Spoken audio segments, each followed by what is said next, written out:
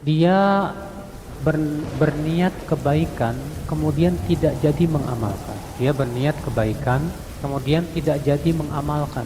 Dan ini ada beberapa keadaan. Keadaan pertama, dia berniat berbuat kebaikan dan dia punya kebiasaan dalam melakukan kebaikan tersebut. Dia punya apa? Kebiasaan dalam melakukan apa?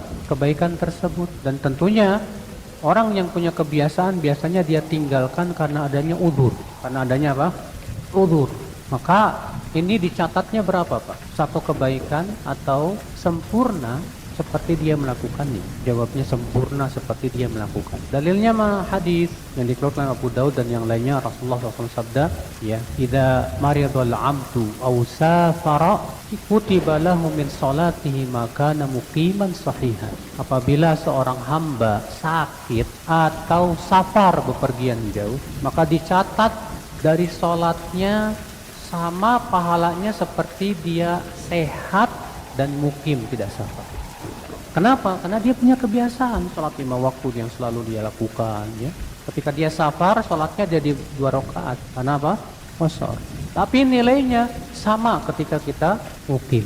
Ketika kita sakit, terkadang kita melakukannya tidak sesempurna seperti ketika sehat. Tapi nilainya sama. Kenapa? Karena tadi faktor kita membiasakannya, faktor membiasakannya itu. Makanya inilah rahasia kenapa Rasulullah SAW suka sekali melanggengkan amal saleh. Kata Aisyah, wa kana ahabbul amal ilaih ma adwamuha wa in qalla. Adalah amal yang paling disukai oleh Rasulullah SAW yang dilanggengkan walaupun sedikit. Sebab kalau dilanggengkan lalu kita tinggalkan karena ada udzur, tetap diberikan pahala yang sempurna. Untuk misalnya terbiasa puasa Senin Kemis, qadarullah antum nggak bisa puasa karena sakit, atau antum nggak bisa puasa karena safar, tetap diberikan pahala seperti antum sehat dan tidak sakit.